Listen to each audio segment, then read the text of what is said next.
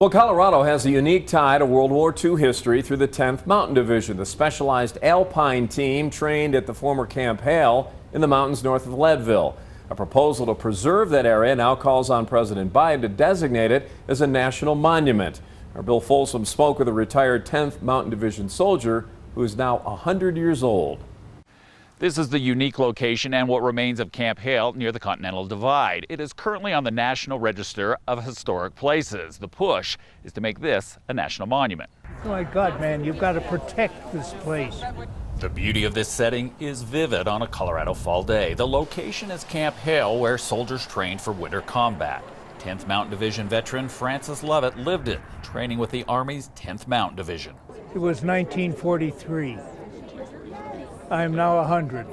Acceptance to the division required a high level of athletic ability in alpine settings. 3 people who could attest to either his skill as a skier, a climber, or extensive outdoor living. Lovett recalls the Camp Hale experience challenged and at times humbled soldiers. There's something about being part of this natural surrounding that just makes you better if you survive it.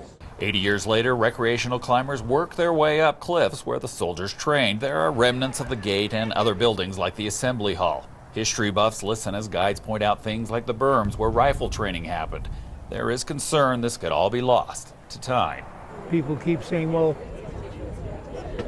we won't worry about it right now. It'll settle itself out. It won't.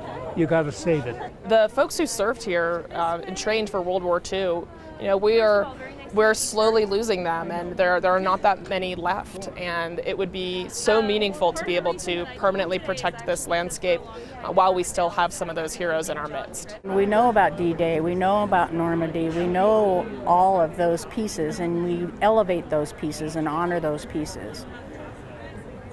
The fact of the matter is, this is an essential part of the story of World War II as well. The 10th Mountain Division Foundation, veteran lobbying groups, and Colorado political leaders want Camp Hale preserved. It is also supported by most Colorado residents. The polling that over 85% of all Coloradans want this to happen. It would be very disappointing if this does not happen. It will take a lesser position in the history books, but I don't think we have to go there. There is optimism and determination. A previous attempt included Camp Hale with the Colorado Outdoors Recreation and Economy Act, known as CORE. It stalled in Congress. Some think it's because it asked too much. For example, it designated multiple other areas of Colorado as wilderness. A new approach narrows the ask to mostly Camp Hale and an area where the 10th Mountain Division trained. Congress is taken out of the equation with an approach that allows the president to make an executive order.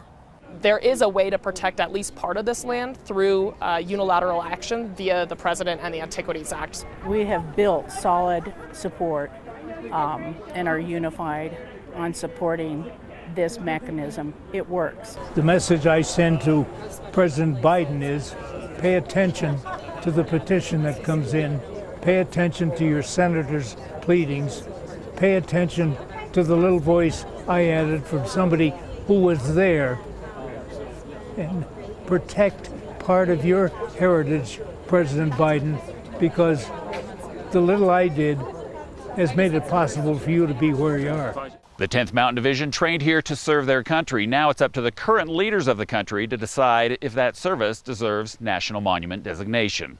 At Camp Hale, Bill Folsom, News 5.